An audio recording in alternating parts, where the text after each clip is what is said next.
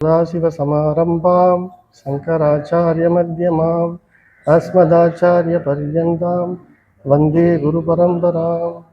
ॐ श्रुतिस्मृतिपुराणानाम् आलयं करुणालयं नमामि भगवत्पादं शङ्करं लोकशङ्करं शङ्करं शङ्कराचार्यं केशवं पादरायणं सूत्रभाष्यकृतौ वन्दे भगवन्तौ पुनः पुनः। ईश्वरो गुरुरात्मेति मूर्तिभेदविभागिने व्योमवद्व्याप्तदेहाय दक्षिणामूर्तये नमः।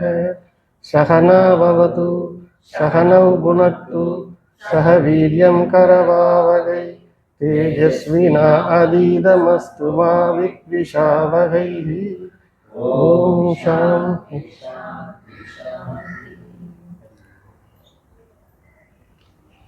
சரி, இப்போ கடந்த உபன்யாசத்தில் நம்ம என்ன பார்த்துட்டு இருந்தோம்னா,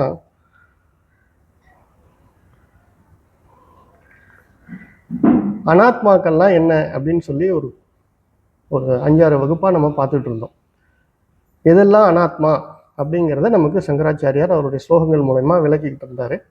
சுருக்கமாக காரண சரீரம், சூக்ஷ்ம சரீரம், ஸ்தூல சரீரம். இப்போ நம்மக்கிட்ட இதெல்லாம் அனாத்மா. ஆத்மா அப்படின்னா நான், அனாத்மானா நான் அல்லாதது. இப்போ நான் அல்லாதது அப்படிங்கிறத ஏன் முதல்ல அவர் சொல்கிறாருன்னா, இது வரைக்கும் நான் எதெல்லாம் நான் சொல்லிக்கிட்டு இருந்தனோ அதெல்லாம் நான் இல்லைன்னு முதல்ல நமக்கு புரிய வைக்கிறார். அது எப்படி நம்ம புரிஞ்சுக்கிறோம் அப்படின்னா, அதுக்கு ஒரு டிக்டம், ஒரு தம்பு ரூல் ஒன்று கொடுத்தாரு. எதெல்லாம் என்னால் அறியப்படுகிறதோ அது நான் அல்ல. என்னால் அறிபவன் நான், அவையெல்லாம் என்னால் அறியப்படுபவன, இரண்டும் வேறு அப்படின்னு நமக்கு புரிய வைக்கிறார். அப்போ எதெல்லாம் அப்படின்னு பார்க்கும்போது, ஸ்தூல தேகம் இது என்னால் அறியப்படுகிறது. இதில் இருக்கக்கூடிய மாற்றங்கள் எல்லாம் நான் அறிகிறேன். சின்ன வயசுல இருந்த அதே உடம்பு இப்போ இருக்கான்னா இல்லை. அப்புறம் சூட்சும சரீரத்தில் 4 அங்கங்கள் இருக்குன்னு நம்ம பார்க்குறோம். அது எல்லாமே மாற்றம் அடைகிறது நமக்கு தெரியுது. காரண சரீரம் தெரியுதா நமக்கு? அது தெரியாது, அது நம்ம பார்க்கவும் முடியாது. இப்போ இந்த இடத்துல நம்ம என்ன புரிஞ்சுக்கிறோம் அப்படின்னா, இதெல்லாம் அனாத்மா அப்படிங்கிறத தெளிவாக புரிஞ்சுக்கிறோம். அப்போ இதெல்லாம் பார்க்கக்கூடியவன் நான் ஆத்மா அப்படின்னு சொல்கிறோம். இப்போ நான் ஆத்மா அப்படின்னு சொல்கிறோம்னா எப்படி? ஆத்மானா நான், அப்புறம் நான் ஆத்மான்னு சொல்லணும்? நான் தான் ஆத்மா வச்சு. அப்போ பொதுவாக நம்மக்கிட்ட இந்த நான் அப்படின்னு சொல்லும்போது அதில் ஒரு குழப்பம் இருந்தது. எதெல்லாம் நான் இல்லைன்னு தள்ளிக்கிட்டே வந்துட்டோம். ந இதி நான் இல்லை, இதெல்லாம் நான் இல்லை, இதெல்லாம் நான் இல்லைன்னு சொல்லிகிட்டே வந்துட்டோம். வந்ததுக்கு அப்புறமா இப்போ நான் அப்படின்னு நிற்கும்போது, சாஸ்திரத்தில் குரு நமக்கு என்ன சொல்லித்தராங்கன்னா, இந்த நான் அப்படிங்கிறதுல 2 கலந்து இருக்குது, 2 நான் இருக்கிறது அப்படின்னு சொல்கிறாங்க. அந்த 2 நான் அப்படிங்கிறத அவங்க விளக்கும்போது, ஒன்று இயங்கிக்கிட்டு இருக்குது, இன்னொன்று இயங்காமல் அதை வேடிக்கை பார்த்துருக்கிற சாட்சியாக இருக்குது அப்படின்னு சொல்கிறாங்க. இப்போ நம்ம இதெல்லாம் காதெல்லாம் நம்ம நல்லா கேட்டுக்கிறோம். நமக்கு இதெல்லாம் ப்ராக்டிக்கலாக நம்ம நமக்குள்ள மெடிடேட் பண்ணி பார்த்துருக்கோமா? நீங்கள் எல்லாரும் அதை உங்களுக்குள்ளார பரீட்சார்த்தமாக அந்த ஆத்மாவை நீங்களாக இருக்கிறத நீங்கள் பார்த்துருக்கீங்களா, உணர்ந்துருக்கீங்களா? அப்போ நம்ம அதை செய்யணும் இல்லையா? இப்போ அதுக்காக நம்ம இன்னைக்கு ஏன்னா இப்போ நம்ம இதுக்கப்புறம் வரக்கூடிய ஸ்லோகங்கள், கடந்த உபன்யாசத்துலேயும் நம்ம ஆத்மாவை பற்றி தெரிஞ்சுக்க ஆரம்பிச்சிட்டோம். அதாவது யாரை பற்றி? தன்னை பற்றி தெரிஞ்சுக்க ஆரம்பிச்சிட்டோம். இப்போ நம்ம தன்னை பற்றி தெரிஞ்சுக்கும் போது முதல்ல நமக்குள்ள வெறும் இதை தியரியாக இல்லாமல் நமக்குள்ள நம்ம ப்ராக்டிக்கலாக இதுதான் நான் அப்படின்னு ஊர்ஜிதம் பண்ணக்கூடிய ஒரு நிலையில் இருக்கணும் இல்லையா? இப்போ நான் ஊர்ஜிதம் பண்ணணும்னா யாருக்குள்ள எங்கே போய் பண்ண முடியும்? அவரவர்களும் தனக்குள்ளே பண்ணணும். அப்போ தனக்குள்ளே பண்ணுறதுக்கான மெத்தடாலஜி அவங்க சொல்லி கொடுத்தாங்க. நம்ம அதை செய்து பார்த்தோமா? இல்லை இல்லையா? அப்போ நம்ம சின்னதாக ஒரு கைடட் மெடிடேஷன் மாதிரி இப்போ நம்ம கொஞ்சம் முயற்சி பண்ணலாம். எல்லாரும் கண்ணை முடிக்குங்க, அப்படியே தூங்கிடாதீங்க. கண்ணை மட்டும்தான் நான் மூட சொன்னேன். காதை ஷார்ப்பாக வச்சுக்கிட்டு நான் சொல்கிறத கொஞ்சம் கவனமாக உங்களுக்குள்ள அந்த சிந்தனையை ஓட்டுங்க. கண்ணை மூடிக்கோங்க. நான் கண்ணை மூடிட்டேன்னா பார்க்காதீங்க. குட்டிகள்லாம் பாருங்க, இவன் கண்ணை மூடுறானா பார்க்குறாங்க. ஓகே, இந்த உடம்பு நான் என்று இதுவரை கூறிக்கொண்டிருந்தேன். இந்த உடம்பில் ஏற்படக்கூடிய மாற்றங்களை நான் அறிகிறேன், எனில் இது நான் அல்ல. நான் மனமா? மனதில் ஏற்படக்கூடிய மாற்றங்களையும் நான் அறிகிறேன். என்னுள் ஏற்படக்கூடிய கோபம், மோகம், இன்பம், துன்பம் இவைகளையெல்லாம் நான் அறிகிறேன். இவை எதுவும் நான் அல்ல. புத்தியில் ஏற்படக்கூடிய மாற்றமா? புத்தியில் ஏற்படக்கூடிய மாற்றங்களையும் அறியக்கூடியவன் தான் நான். அப்போ நான் புத்தியும் இல்லை. இப்போ நான் அப்படின்னு சொல்லிக்கிட்டு இப்போ நான் பேசிக்கிட்டு இருக்கும்போது, உங்களுக்குள்ள நீங்க சிந்திச்சுட்டு இருக்கும்போது, நான் சொல்லிக்கிட்டு இருக்கிறது எது? இந்த நான்கிறது எந்த வடிவில் இருக்குது? எண்ணங்கள் வடிவில் தானே இருக்கு. நான் நான் என்று நீங்க கூறும்போதே உங்களிடத்தில் நான் என்கிற எண்ணம் எழுகிறது. அந்த எண்ணம் எழுகிறதை என்னால் அறிய முடிகிறது. நான் நான் எண்ணம் எழுகிற அந்த நான் என்கிற எண்ணத்தையும் அறிய முடிகிறது. நான் என்கிற எண்ணம் இல்லாததையும் என்னால் அறிய முடிகிறது. எனில் இதுவரை சொன்ன ஸ்தூல சரீரம், சூட்ச சரீரம், இந்த நான் என்கிற ஒரு அகங்கார உணர்வு, இதையெல்லாம் கவனிப்பவன் யார்? அந்த கவனிப்பவனாகத்தான் நான் இருக்கிறேன். இப்பொழுது நான் இருக்கிறேன் என்கிற எண்ணத்தை எழுப்பினால், நான் இருக்கிறேன், நான் இருக்கிறேன், இருக்கிறேன், அந்த எண்ணத்தையும் விட்டுவிட்டு வெறும் இருப்புணர்வாக என்னால் இருக்க முடியுமா?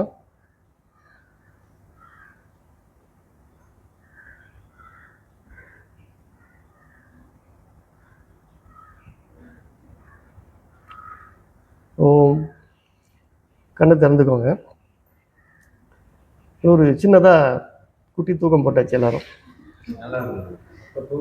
இப்போ நீங்க அங்க என்ன நடந்ததுங்கிறத நம்ம பேசுவோம். முதல்ல நீங்க இந்த ஸ்தூல சரீரத்தை கவனிச்சிங்களா? ஸ்தூல சரீரம் நான் இல்லை அப்படின்னு சொன்னீங்க. அப்போ உங்ககிட்ட இருந்து கவனிச்சது நீங்க தான் இல்லையா? ஸ்தூல சரீரம் நான் இல்லை அப்படின்னு அந்த ஸ்தூல சரீரத்தை நீங்க பார்க்குறீங்க, சூட்சும சரீரத்தையும் பார்க்குறீங்க. அப்புறம் நான் சொல்லிக்கிட்டு இருக்கக்கூடிய இந்த அகங்கார ஒரு உணர்வு இருக்கு இல்லையா, அதுவும் தோன்றி மறைதா இல்லையா? நானுங்கிறது ஒரு எண்ண வடிவாக தான் இருந்தது. அந்த எண்ணங்களை உங்களால் பார்க்க முடிஞ்சது இல்லையா? பார்க்க முடிஞ்சுது. இப்போ இது வரைக்கும் நாம் சொல்லிட்டு இருந்த எல்லாத்துலேயும் கவனிச்சுக்கிட்டு இருக்கக்கூடிய அந்த நான் மாறுச்சா? இல்லை. இப்போ நம்ம இந்த ஒரு 5 நிமிஷமோ இல்லை 2 நிமிஷமோ அது மாறலைங்கிறத தெரிஞ்சுக்கிட்டோம் இல்லையா? இப்போ அப்படியே இன்னும் கொஞ்சம் எக்ஸ்பேண்ட் பண்ணுவோம். நனவு நிலையில் அந்த நான் கவனிச்சுக்கிட்டே இருக்குது இல்லை, எல்லாத்தையுமே கவனிச்சுட்டு இருக்கா? இந்த நனவு நிலையிலிருந்து கனவு நிலைக்கு போகிறோன்னு வச்சுக்கோங்க. அந்த நேரத்துலையும் அந்த நான் கவனிக்குதா இல்லையா? கனவு நிலையில் கனவெல்லாம் கவனிக்கிற நான் இருக்கிறேன்னா இல்லையா? கவனிக்கும்போது, கனவு நிலையில் கவனிக்கும்போது நனவு நிலை இருக்குதா? நனவு நிலை இருக்குதா? அப்போ இந்த நனவு நிலை தோன்றி இருந்து மறையக்கூடியது. கனவு நிலையில் நீங்கள் கவனிச்சுட்டு இருக்கீங்க.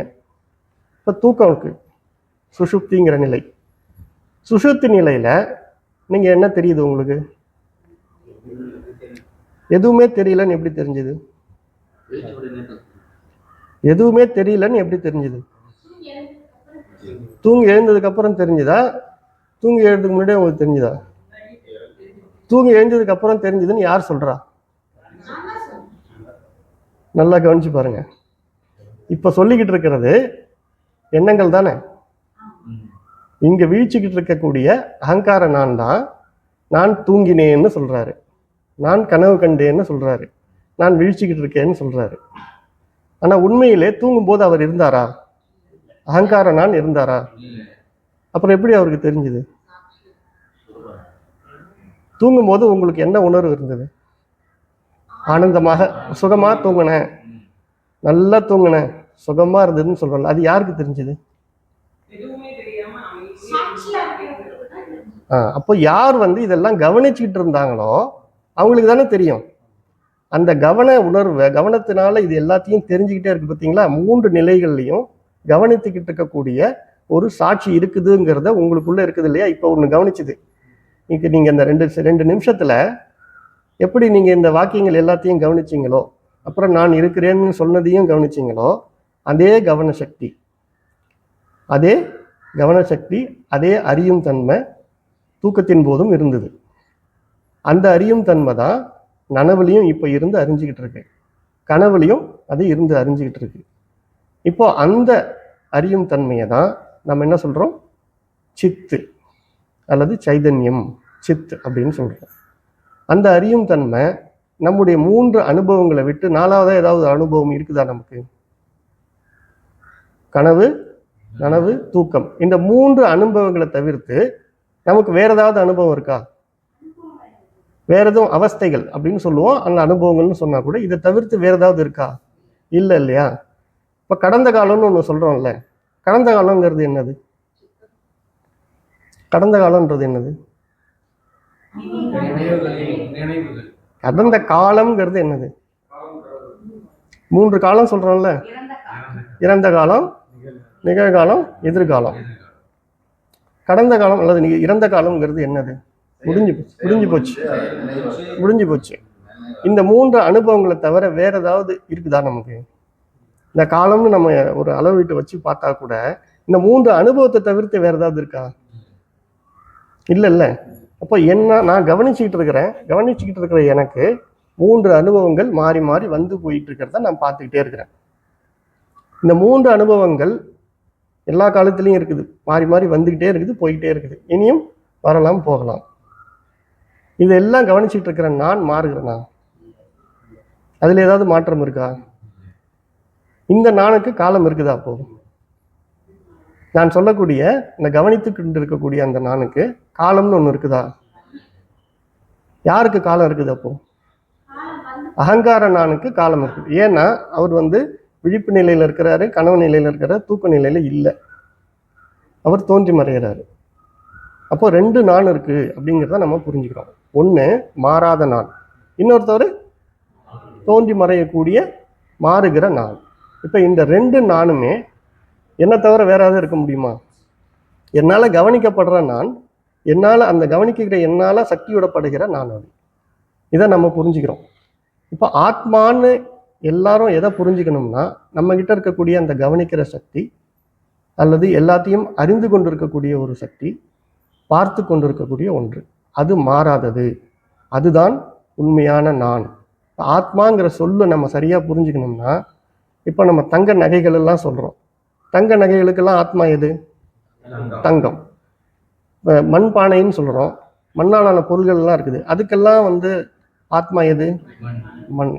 அதே மாதிரி இப்ப எங்கிட்ட எழக்கூடிய எல்லா எண்ணங்கள், நாம ரூபங்கள் அத்தனைக்கும் ஆத்மா எது? நான். அது மாறுதா? அது மாறல. மாறக்கூடிய, எழக்கூடிய, தோன்றி மறையக்கூடிய அத்தனையும் பார்த்து கொண்டிருக்கிற அந்த மாறாத ஒன்று இருக்கு இல்லையா, அதை தான் நம்ம ஆத்மா அப்படின்னு சொல்றோம். இப்போ ஆத்மானா நான் ஒரு அர்த்தம் நம்ம எப்போதும் சொல்லுவோம். ஆனா ஆத்மாவை நம்ம எப்படி புரிஞ்சுக்கணும்? எல்லா விதமான மாற்றங்களுக்கும் மாறாத ஒன்று ஆதாரமாக இருக்கிறது, அதுதான் ஆத்மா. அப்ப இங்க ஸ்தூல தேகம் மாறுது, சூட்சும தேகம் மாறுது, இது எல்லாத்துக்கும் ஆதாரமாக இதை பார்த்து கொண்டிருக்கிற நான் மாறுவதில்லை, அதை தான் ஆத்மா அப்படின்னு சொல்லுவோம். அப்போ அந்த ஆத்மாவை பற்றி தான் நிறைய விளக்கங்கள். இன்னைக்கு காலையில ஆத்மாவினுடைய சொரூபத்தை பற்றி பேசும்போது சச்சிதானந்தம்னு பொதுவாக சொல்லுவோம், அது இல்லாமல் நிறைய வார்த்தைகளே ஒரு லிஸ்ட் பண்ணாங்க இல்லையா? இப்போ இதெல்லாம் யாரை பற்றி சொல்லப்படுது? அப்போ நான் முதல்ல என்ன ஆத்மாவா நான் தெரிஞ்சுக்கணும். என்கிட்ட விவேக சக்தி ஒன்று, அதிகாரித்துவம்னு சொல்றோம் இல்லையா, அந்த விவேக சக்தி எதுக்குன்னா இந்த நான்ல 2 கலந்து இருக்குதுங்கிறத முதல்ல பிரித்து அறிவதற்காக தான். எல்லாருமே சாதாரணமாக உடம்பை கூட நம்ம விசாரிச்சு இது நான் இல்லைன்னு சொல்லிடலாம். ஆனால் இந்த நானில் இந்த மாதிரி ரெண்டு இருக்குது, ஒன்று கவனிச்சுக்கிட்டு இருக்குது, ஒன்று இயங்கிக்கிட்டு இருக்குது. அப்படிங்கிறத பிரித்து அறியறதுக்கு தான் நமக்கு வந்து சாஸ்திரமும் குருவும் தேவைப்படுறாங்க. இப்போ ஒரு சில நிமிடங்களில் நம்ம இந்த மாதிரி பிரித்து அறிந்துக்கிறோம் இல்லையா, இந்த மெத்தடை தான் பல விதங்களில் நமக்கு வந்து திருஷ்ய விவேகம், அவஸ்தாத்திரிய ஆய்வு, ஆத்மா அனாத்ம விவேகம், இப்படி பல விதங்களில் நமக்கு சொல்லிக் கொடுக்கறதுக்கு முற்படுறாங்க. இப்படி சொல்லிக் கொடுக்கறத நம்ம வெறும் தியரிட்டிக்கலாக மட்டும் வாங்கிக்காம தினமும் இந்த மாதிரி கொஞ்ச நேரம் பரீட்சார்த்தம் பண்ணி நமக்குள்ள எது எல்லாத்தையும் பார்த்துக்கிட்டு இருக்குதுங்கிறத கவனிக்குமோ அது நானாக தான் இருப்பேன். அந்த நான் தான் நான், உண்மையான நான் அப்படிங்கிறத நம்ம புரிஞ்சு அந்த இருக்கிறேங்கிற இருப்புத்தன்மை இருக்கு இல்லையா, அதை சத்துன்னு சொல்கிறோம். அது எனக்கு தெரியுதா? அப்போ அறியும் நிலையில் நான் இருக்கேன்னா அப்போ நான் சித்து. எனக்கு காலங்கிற எல்லை இருக்குதா? ஏன்னா நான் எல்லா அவஸ்தைகளையும் இருந்துகிட்டு இருக்கிறேன், எல்லா காலத்துலையும் இருந்துகிட்டு இருக்கிறேன். அப்போது காலங்கிற எல்லை எனக்கு இல்லை. நான் இருக்கிறேன்னு இருக்கும்போது ஏதாவது பொருளாக இருக்கிறேன்னா அதுதான் தான் இல்லைன்னு தள்ளிட்டனே. இது ஒரு பொருள் அப்படின்னா இந்த பொருள் தான் நான் இல்லைன்னு தள்ளி எதெல்லாம் தள்ளிட்டு கவனிக்கும் சக்தியாக, அறியும் சக்தியாக, பார்க்கும் சக்தியாக மட்டும் நான் இருக்கிறேன். அப்போ ஏதாவது வஸ்துவாக இருக்கிறேன்னா, ஏதாவது பொருளாக இருக்கிறேன்னா இல்லை. அப்போ நான் பொருளுங்கிற எல்லைக்குள்ளேயும் வரல. ஒரு பொருளாக இருந்தால் தானே ஒரு இடம் தேவைப்படும். அப்போ இடம்ங்கிற எல்லையும் எனக்கு இல்லை. நான் காலதேச வஸ்து இல்லை, காலதேசம்ங்கிற எல்லைக்குள்ளேயே நான் இல்லை, வஸ்துங்கிற எல்லைக்குள்ளேயும் நான் இல்லை அப்படிங்கிறத புரிஞ்சு சச்சு சித்து அனந்தம் அதுதான் என்னுடைய சொரூபங்கிறத நீங்கள் உங்களுக்குள்ள கொண்டு வாங்க. அப்படி கொண்டு வந்ததுக்கு அப்புறமா இப்போ நம்ம சொல்லக்கூடிய இந்த வார்த்தைகள் எல்லாம் நமக்கு பயனுள்ளதாக இருக்கும். ஏன்னா முதல்ல நான் வந்து எதெல்லாம் இல்லைன்னு தள்ளிட்டேன். இப்போ நான் எதுன்னு தெரிஞ்சுக்கிட்டேன். எதுன்னு தெரிஞ்சுக்கிட்டதுக்கு அப்புறமா நான் எப்படிப்பட்டவன் எனக்கு தெரியணுமா இல்லையா? நம்ம இந்த உபன்யாசத்தை ஆரம்பிக்கும் போது முதல்ல ஒரு கதை சொன்னோம். ஒரு பெரிய சாம்ராட் இருந்தார், அவருக்கு ஒரு ஆண் குழந்தை இருந்தது. அந்த ஆண் குழந்தை தொலைஞ்சிருச்சு. தொலைஞ்சு அப்புறம் ஒரு மீனவ கிராமத்தில் போய் வளர்ந்துட்டு இருக்கு. அப்போது அந்த குழந்தையை பொறுத்த வரைக்கும் தான் ஒரு மீனவன்கிற ஐடென்டிட்டி தானே இருக்கும். அப்புறம் சாம்ராட்டினுடைய மந்திரிகள் எங்கெங்கேயோ தேடி கண்டுபிடிச்சி அந்த பையனை கண்டுபிடிச்சி அவங்களுடைய அரண்மனைக்கு கூட்டு போயிட்டாங்க. இப்போது அந்த குழந்தையோட மனநிலை எப்படி இருக்கும்? அந்த வாலிபனுடைய மனநிலை எப்படி இருக்கும்? மீனவன்கிற தன்மை தான் இருக்கும். இப்போ அவனுக்கு தெரிவிச்சுட்டாங்க, நீ தான்ப்பா வந்து இளவரசன், இன்னும் கொஞ்ச காலத்தில் நீ தான் இந்த சாம்ராஜ்யத்துக்கே அதிபதின்னு. இப்போ அவனுடைய மனநிலையோ எப்படி இருக்கும்? மீனவனாகத்தான் இருக்கும். ஆனால் அவர் எல்லாத்தையும் கட்டி ஆளக்கூடிய சாம்ராட்டாக ஆக்கக்கூடியது. இன்னைக்கு இளவரசர் நிலையில் இருக்கிறாரு. அப்போ அந்த இளவரசங்கிறவன் எப்படிப்பட்டவன், அவன் எப்படிப்பட்ட வாழ்க்கையை நடத்தக்கூடியவன் அப்படிங்கிறத தெரிஞ்சாதானே அவர் அந்த மாதிரி வாழ முடியும். இப்போ நம்ம ஏன் வந்து ஆத்மாவை பற்றி இந்த தன்மைகளெல்லாம் நம்ம படிக்க வேண்டியிருக்கு, தெரிஞ்சிக்க வேண்டியிருக்குன்னா, அப்போ அந்த ஆத்மான்னு யாரை சொல்கிறாங்க? என்னதான் சொல்கிறாங்க. இப்போ நான் நிர்விகாரின்னு சொல்கிறேன் ஆத்மாவை. நிர்விகாரின்னா என்ன? மாறாதவன். எப்படி மாறாதவன்? இப்போ நம்ம கொஞ்சம் சொன்னோம் இல்லையா, எப்படி மாறாமல் இருக்கிறேன்? 3 அனுபவங்கள், அவஸ்தைகளை பார்க்குறேன். இந்த 3 அவஸ்தைகளையுமே மாறாமல் இருக்கிறவன் நான் தான். அப்போ நான் நிர்விகாரி. இப்படி ஒரு வார்த்தையும் நம்முடைய நிலையில நம்ம பொருத்தி பார்க்கறதுக்கு தான் அதெல்லாம் சொல்லித்தராங்க. இப்போ இந்த மாதிரி நம்ம பொருத்தி பார்க்காம வெறும்னே தியரிட்டிக்கலா நம்ம தெரிஞ்சுக்கிறதுனால என்ன பிரயோஜனம்? ஏதாவது இருக்குமா? அதனால இது வந்து இப்படியே கொண்டு போயிட்டே இருந்தா நல்லா இருக்காது. நம்ம தினமுமே வந்து நமக்குள்ள இந்த மாதிரி கொஞ்ச நேரம் சொரூபமா நம்ம இருந்து, சொரூபமா தான் எப்பயும் இருக்கிறோம். ஒரு எண்ணங்கள் தோன்றுது, எண்ணங்களை அறிகிறோம். எண்ணங்கள் இல்லாததையும் நான் அறிகிறேன். எண்ணங்கள் தோன்றதையும் அறிகிறேன், எண்ணத்தும் தோன்றாததையும் அறியக்கூடிய சாட்சியாக நான் இருக்கிறேன். அப்படிங்கிறத ஒரு முறை நீங்கள் நல்லா உணர்ந்துட்டீங்கன்னா அப்புறம் எப்போதுமே நீங்கள் இருந்துட்டு தானே இருக்கீங்க. எண்ணம் தோன்றும் போதும் இருக்கிறீங்க, எண்ணம் தோன்றாத போதும் இருக்கிறீங்க, தூக்கத்தின் போதும் இருக்கிறீங்க. தூக்கத்தின் போது எண்ணங்களே இல்லை. அப்போ நீங்கள் இருக்கிறீங்க இல்லையா? நீங்கள் இல்லைன்னா அந்த அனுபவம் உங்களுக்கு எப்படி தெரியும்? சொல்கிறவன் இப்போ நான் நீங்கள் எழுந்திருக்கிற அகங்காரம் நான் தூங்கினேன்னு சொல்கிறான். சரி, தூங்கிட்டல்ல, சுகமாக இருந்தாலும் உனக்கு எப்படி தெரிஞ்சுது? தெரியல. அப்போ அந்த சுகங்கிற உணர்வு இருந்ததை ஒன்று அதான் வந்து இவர் வந்து நான் சுகமாக இருந்தேன்னு இவர் சொல்லி, இவரோட வேலை என்ன? அகங்காரியோட வேலை என்ன? ஆமாம், அறிதல் தொழில் ஒன்று நடக்குது, செய்தல் தொழில் நடக்குது, அப்புறம் அனுபவங்கிற ஒரு தொழில் நடக்குது. இது எல்லாத்தையும் நான் முத்திரை குத்திக்கிறார். அப்போ சுகமாக இருந்த நிலையில் அந்த சுகமாக இருந்தேன்ற ஒரு முத்திரையும் குத்திக்கிறாரு. இப்படிதான் அங்கே நடக்குதே தவிர, அப்போ 3 நிலையிலையும் இருக்கக்கூடிய அந்த மாறாத நான், அதுதான் ஆத்மா அப்படிங்கிறத புரிஞ்சுக்கிட்டது. அந்த மாதிரி தன்னை நீங்கள் உங்கள் நிலையில் வச்சுக்கிட்டு அப்போது இந்த மாதிரியான வார்த்தைகள் நமக்கு இங்கே ஸ்லோகங்களில் சொல்லிக் கொடுக்கக்கூடிய இந்த வார்த்தைகள் எல்லாம் நம்ம ஆராய்ச்சி பண்ணி தினமும் நம்ம சிந்தனை பண்ணுறோம். இதெல்லாம் யார் அப்போது இவங்க சொல்லக்கூடிய அந்த வார்த்தைகள்லாம் யாரை குறிக்குது? நம்மளை தான் குறிக்குது. அப்போ ஆத்மானா இனி பிரம்மத்தை பற்றி ஏதோ ஒன்று விளக்கம் கொடுக்குறாங்கன்னா யாரையோ பற்றி இல்லை. இப்போ நீங்கள் உங்களுக்குள்ள நான் அப்படிப்பட்டவன்கிறத நீங்கள் புரிஞ்சுக்கணும். இப்போ இளவரசன் மீனவனாக இருந்துட்டான், இப்போ மீனவன் இல்லைன்னு தெரிஞ்சுக்கிட்டான். இப்போ இளவரசன்கிறவன் எப்படிப்பட்டவன்னு முதல்ல அவனுக்கு போதிக்க வேண்டி இருக்குது. அவனுக்கு தெரியல. இப்போ இது வரைக்கும் நான் ஆத்மா பற்றி எனக்கு என்ன தெரியும்? தெரியாது இல்லையா? அதுதான் நமக்கு சாஸ்திரமும் குருவும் சொல்லி தராங்க. அப்போ அது சொன்னதுக்கப்புறம் நம்ம என்ன பண்ணணும்? அதை இளவரசன் எப்படி வாழ்வானுங்கிற ப்ராக்டிஸ் அவர் பண்ணி தானே ஆகணும். சிந்தனையில் இப்போ நம்ம ஒரு சபைக்கு போகிறோம்னா இளவரசர் எப்படி நடந்துக்குவார்? அந்த மாதிரி நடந்துக்கணும். அங்கே சாப்பாடு போடுறாங்க ஒரு ஹாலில், மந்திரி எல்லாம் உட்காந்துருக்காங்க, ராஜெல்லாம் உட்காந்துருக்காங்க. மீனவன் எப்படி சாப்பிடுவார்? இளவரசர் எப்படி சாப்பிடுவார்?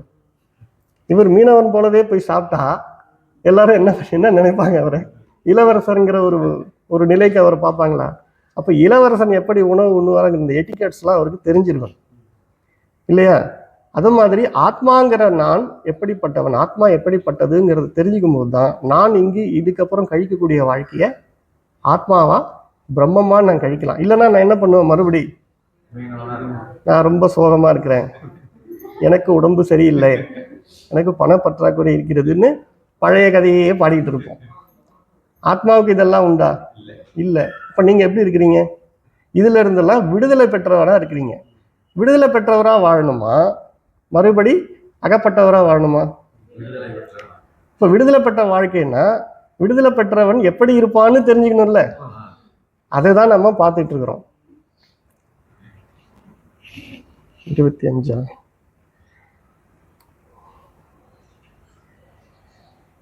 இப்போ இது நம்ம ஏற்கனவே பார்த்தது தான்.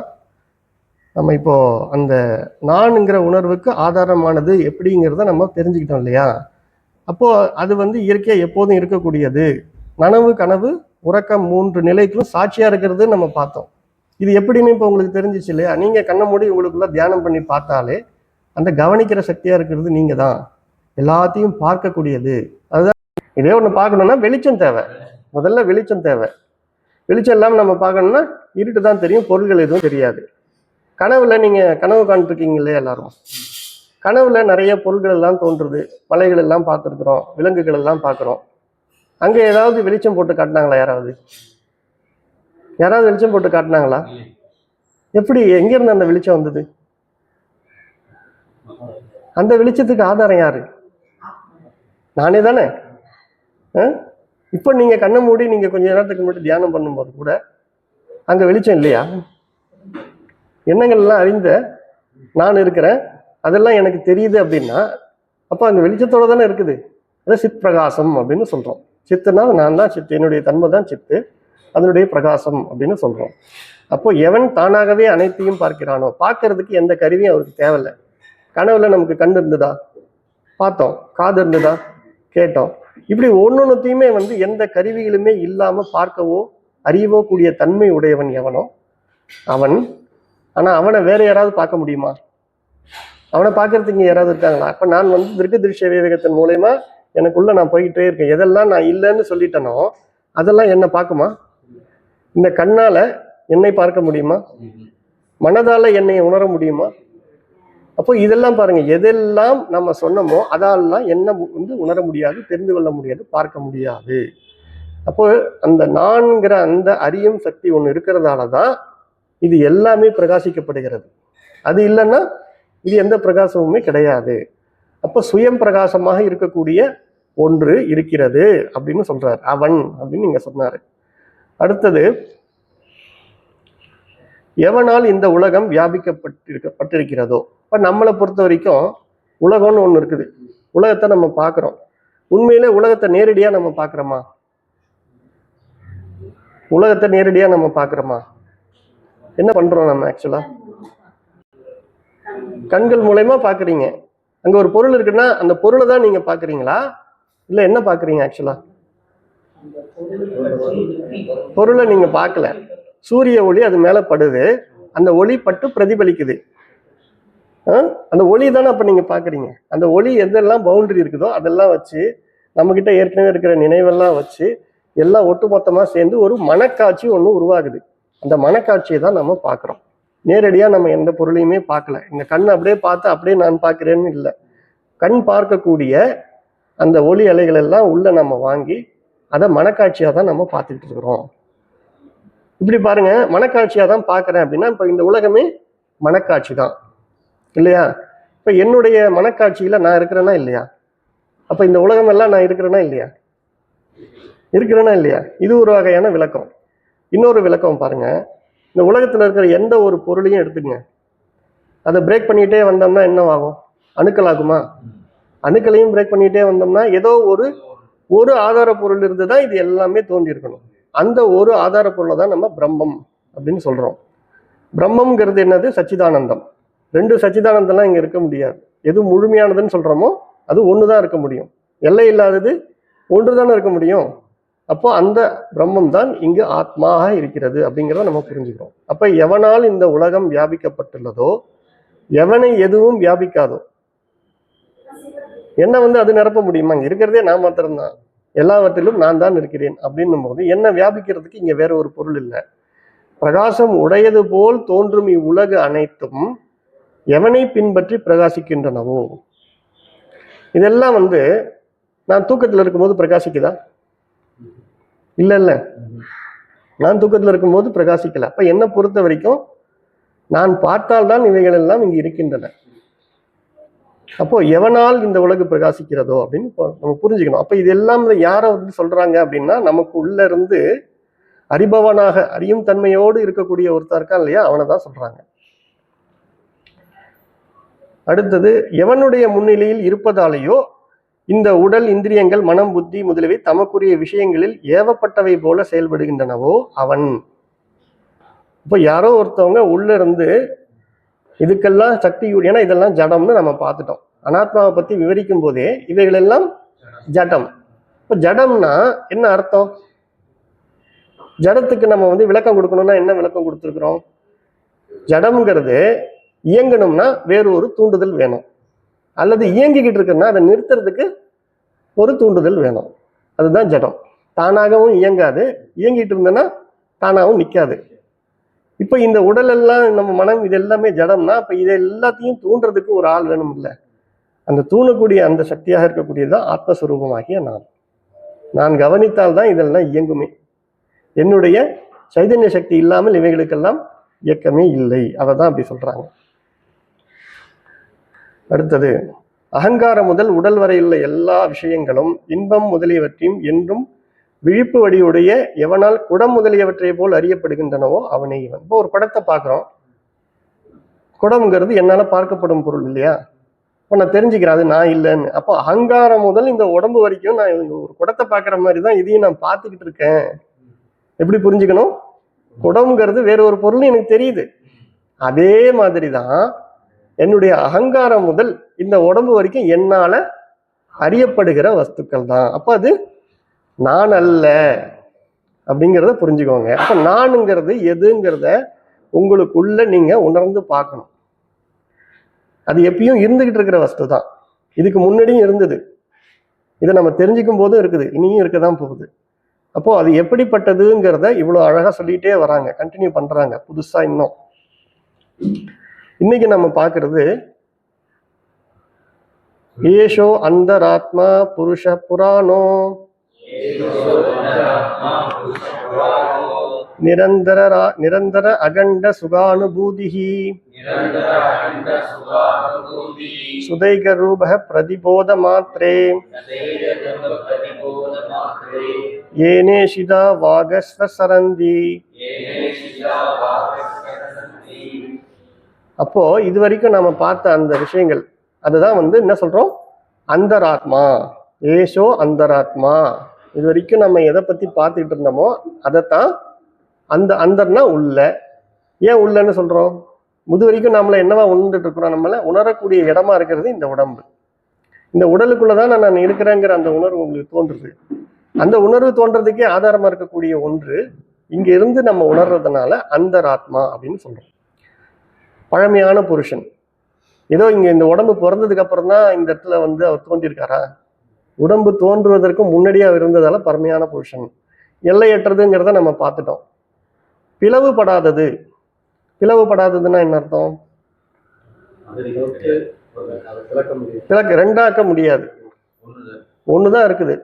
ஒரு பொருளை ரெண்டாக்கணும்னா அதுக்கு வேற இன்னொரு ஆளு தானே அதை ரெண்டாக்க முடியும். இங்க இருக்கிறது என்னது? ஒரு பொருள் தான். அந்த ஒரு பொருளை பிளவுபடுத்தலாம் முடியாது. அப்புறம் இன்ப அனுபவமே ஏன் இன்ப அனுபவமே வடிவானவன் சொல்றாங்க? இப்ப இன்பம்ங்கிறது நம்ம கிட்ட இருக்கக்கூடிய ஒரு உணர்வு, நம்ம மனதில் ஏற்படக்கூடிய உணர்வு தானே. உண்மையிலேயே சுகம் அப்படிங்கிறது எது? சுகம் இன்பம்லாம் சொல்றோம்ல, அது என்னன்னா மன நிறைவு தான். இப்போ ஒரு பொருளை நம்ம சாப்பிடணும்னு நினைக்கிறோம், மனசுக்குள்ள ஆசை வந்துச்சு. அந்த பொருளை சாப்பிட்டதுக்கு அப்புறம் நமக்கு என்ன கிடைக்குதுன்னா மன நிறைவு கிடைக்குது. அதை தான் நம்ம ஆனந்தம் இன்பம் அப்படின்னு சொல்றோம். இப்போ ஆத்மஸ்வரூபம், நான் ஆத்மஸ்வரூபம் தெரிஞ்சதுக்கு அப்புறம் இந்த மனம் முழுக்க இப்ப என்னவா இருக்குது? ஆத்மஸ்வரூபமா இருக்குது. ஆத்மஸ்வரூபம் நிறைஞ்சு இருக்குது. அப்ப எப்படி இருக்கும்? ஆனந்தம். ஆத்மஸ்வரூபம் எல்லையற்றது. அப்ப இந்த மனம்ங்கிற நிறைவு தன்மையும் எல்லையற்ற நிலையில இருக்குது. மனம் நிறைவு தான் ஆனந்தம்னா, அப்ப இந்த ஆனந்தம் எப்படிப்பட்ட ஆனந்தம்? எல்லையற்ற ஆனந்தம். அதுதான் வந்து அவங்க இன்ப வடிவம் அப்படின்னு சொல்றாங்க. அப்போ இப்படித்தான் நம்ம வந்து முதல்ல நம்மளை வந்து சரியா நம்ம கரெக்டா புரிஞ்சுக்கணும். இது வெறும் வார்த்தை வடிவில் மற்றவங்க சொல்றது மட்டும் இல்லாம நமக்குள்ளேயும் அதை அப்ளை பண்ணி ஒரு தினமும் நம்ம ஒரு சிறிது நேரம் இருக்குன்னு ஒரு 5 நிமிஷம். எவ்வளவு நேரம் ஆச்சு நமக்கு? 2 நிமிஷம் கூட ஆச்சுன்னு எனக்கு தெரியல. நீங்க ஒரு 5 நிமிஷம் ஸ்பெண்ட் பண்ணுங்க. 5 நிமிஷம் நிச்சயமா எல்லாராலையுமே ஸ்பெண்ட் பண்ண முடியும். ஸ்பெண்ட் பண்ணி நீங்க அந்த பார்ப்பவனாக உங்களை நிறுத்தி நீங்க பார்த்துக்குங்க. அந்த பார்ப்பவன் தான் மாறாதவன். இப்போ நம்ம சொல்லக்கூடிய வியாபித்திருப்பவன், சுயம் பிரகாசம் உடையவன் யாரை சொன்னோம்? இப்போ தன்னைத்தான். அந்த யார் அந்த பார்க்கும் நிலையில இருந்து இருக்கிறானோ அவனைத்தான் நம்ம சொல்றோம். இனி வரக்கூடிய ஸ்லோகங்கள்லையும் இப்படி அந்த அந்தராத்மாவை பற்றின விளக்கங்கள் தான் சொல்ல போறாரு. இன்னைக்கு நம்ம வந்து உணவுக்கு நேரம் ஆகிறதால இதோட நிறைவு பண்ணிக்கலாம். ஓம் பூர்ணமத பூர்ணமிதம் பூர்ணாத் பூர்ணமுதச்யதே பூர்ணஸ்ய பூர்ணமாதாய பூர்ணமேவாவசிஷ்யதே. ஓம் சாந்தி சாந்தி சாந்தி. ஸ்ரீ குருभ्यो நமः. ஹரி ஓம்.